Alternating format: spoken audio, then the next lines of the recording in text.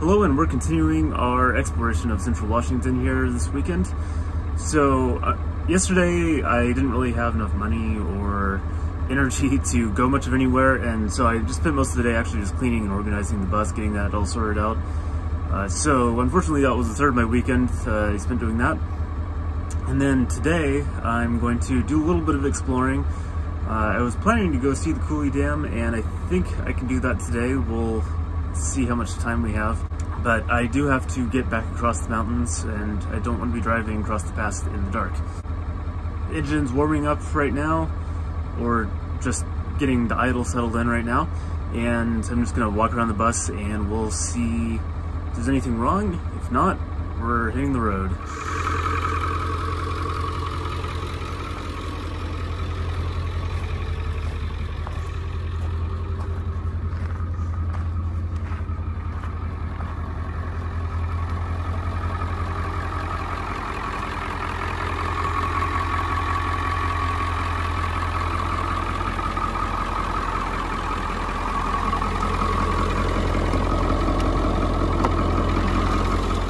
Everything looks good, so I'm gonna head out, and I don't know exactly where I'm going yet, but I'll take a look at a map and we'll hit the road. I decided to continue up north along Banks Lake towards the Coulee Dam, where I was originally planning on going the day before. And the road up there was absolutely beautiful. It was a perfect day to be outside, and a really great day to be out in eastern Washington.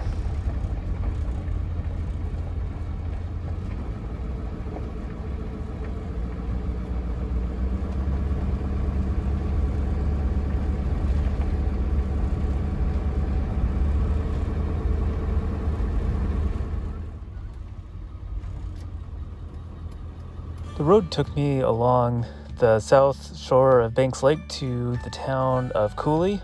So Coulee is actually the name of the geological structure that this area is built on. So there's all kinds of things that are named Coulee, not just the Grand Coulee Dam. The town of Coulee itself is just a small farming town. I drove through downtown, and this is all I saw.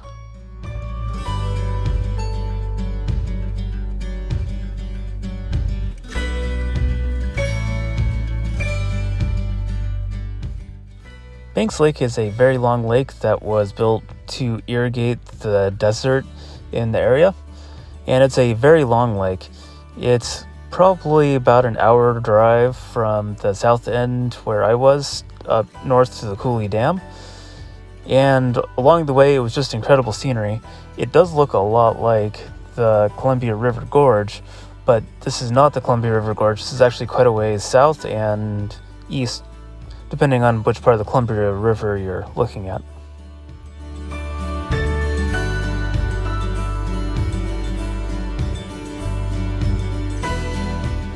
Along the way, I ran across Steamboat Rock State Park, and it was a very interesting park. It's actually quite large, and there's a ton of campsites there. It looks like it's a great place to stop for maybe some rock climbing or some swimming if it's hot during the summer. It's also extremely quiet there, as you'll see in a second.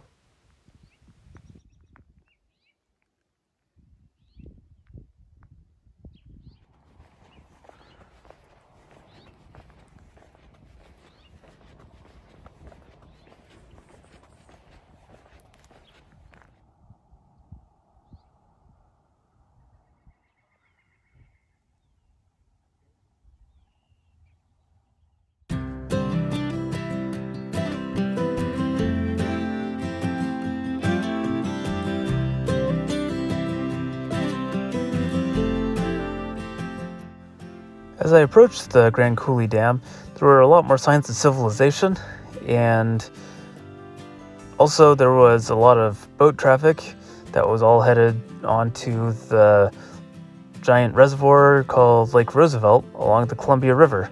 So this is actually the Columbia River. This is just the lake that's behind the dam.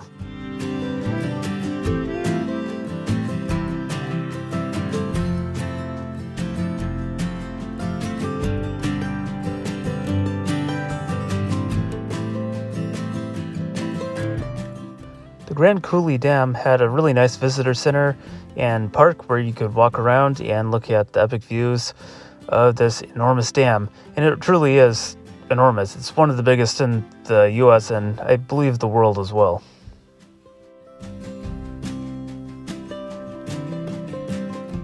Well, now that I have seen the Coulee Dam, it's time to head back to the western side of the mountains.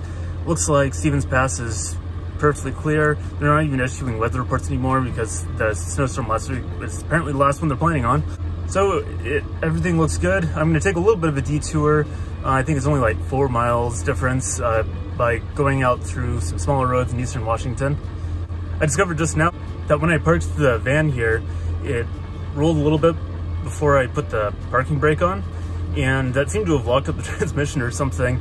And then I went to go start it again and nothing was happening. A little bit of fiddling around with the brakes and the transmission lever, and I got it to work again, but still slightly terrifying. So something I have to keep an eye on. Just remember to put the parking brake on before I put it in park, and hopefully that'll keep it from rolling or something like that. I'll have to mess around with that to see exactly what it is. But time to hit the road again.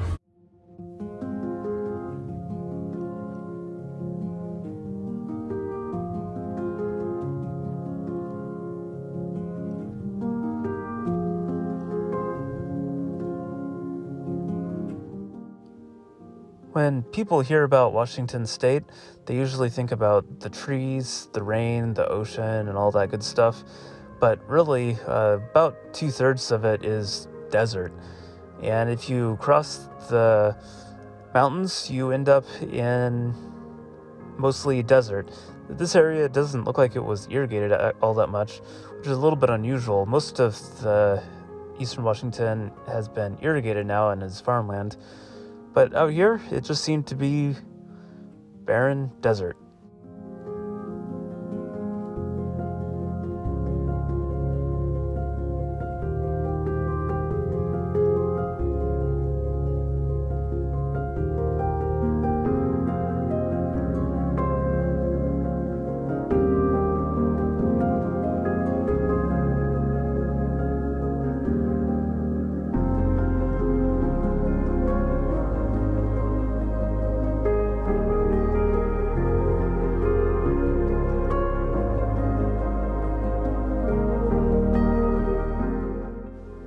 This area is pretty much all volcanic, and you can see in a lot of the fields there's basically just large balls of lava sitting in the middle of the field.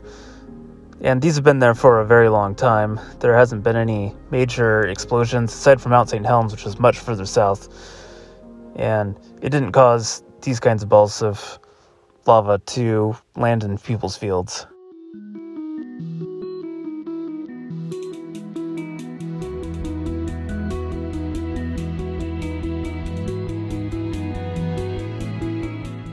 A common sight along the Columbia River are these huge power lines.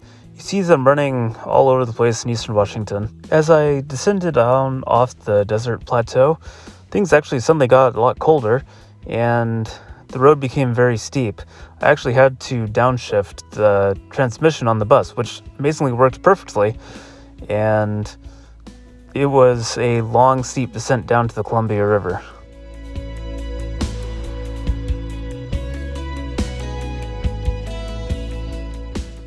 The road I was on came out somewhere near Lake Chelan, and I had to drive quite a ways south to get to Wenatchee and Highway 2, which would take me over Stevens Pass.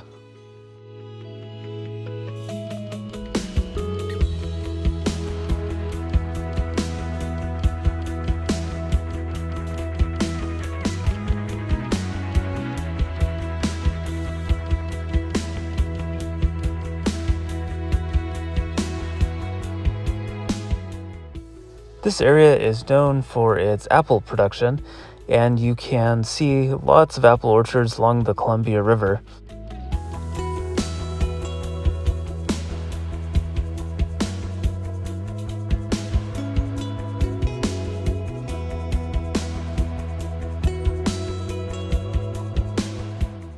As I climbed back up into the mountains, the trees quickly returned, as did the snow.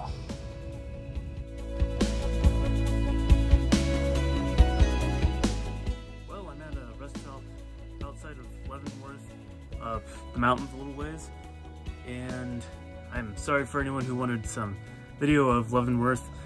Things were really crowded there. There was a ton of traffic and nowhere to park, and there's paid parking. There's really nothing for me to do there anyways. I don't have any money, so I can't go out and hang out at restaurants or buy expensive trinkets or whatever. So I just kept going, and up in the mountains now. The seat in the bus, I can't stay sitting on it for more than a couple hours at a time, it seems. It just cuts off the circulation to my feet. It's really uncomfortable. And so my legs start going kind of numb after a while. So it's good to stand up anyways every couple hours and go walk around a little bit. Not really too much to see at this rest stop, but we'll continue on up to the mountains. I'm already up at a reasonably high altitude, so shouldn't be too long before I get to the top and head back down the other side.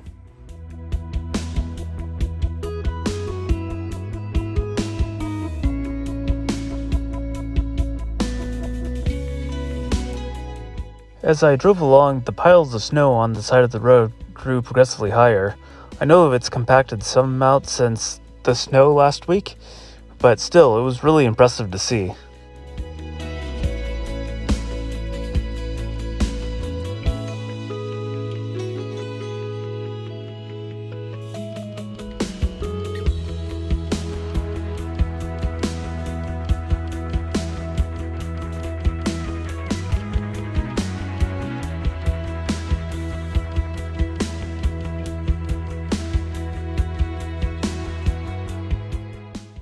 The bus actually did a really good job of maintaining speed until almost the very top, and then things had to slow down a little bit. Fortunately, the speed limit slowed down suddenly anyways, and I was back over on the other side, headed steeply downhill. I didn't actually have to downshift here, which was a little bit surprising because when I drive over this pass in my car, I do have to downshift to prevent excessive brake wear.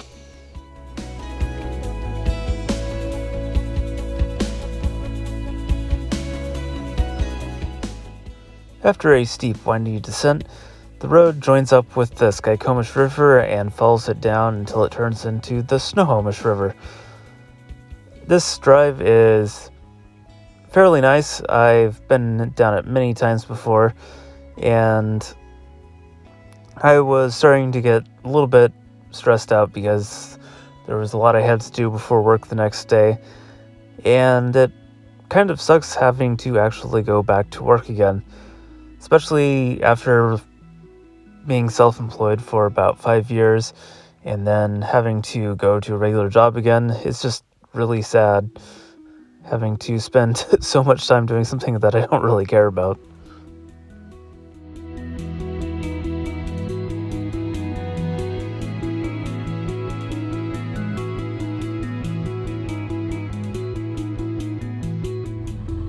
I've forgotten how bad Monroe traffic is.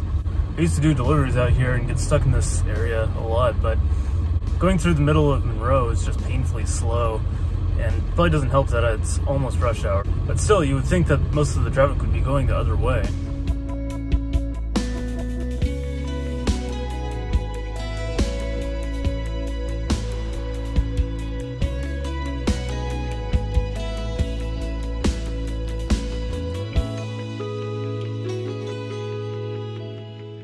I didn't really get any footage for the rest of the trip back to the storage unit. It wasn't really super exciting. It was just driving up I-5. I did manage to get everything done that I needed to do, fortunately. And now I'm supposed to be at work at the moment, but they delayed my start time a few hours. It doesn't really matter. They're still going to pay me for the whole day, so it's not a big deal. But I'm just hanging out at a park until my shift actually starts. So the interesting thing is that most of the campgrounds have changed their schedules to their spring schedule, and that means higher rates, but more availability, and reservations are a little bit easier. I'm hoping within the next couple of weeks some of the campgrounds up in the mountains that have been so far pretty much inaccessible to me will open up, and so I won't have to drive as far to find decent free campgrounds. I'll take another trip as soon as I'm able to, but it might be another couple weeks again. I'm not really sure. It just depends on how finances and weather works out for this next week. I'll definitely let you know how it goes, and thank you for watching. Remember to subscribe down below, and I'll see you on the next video.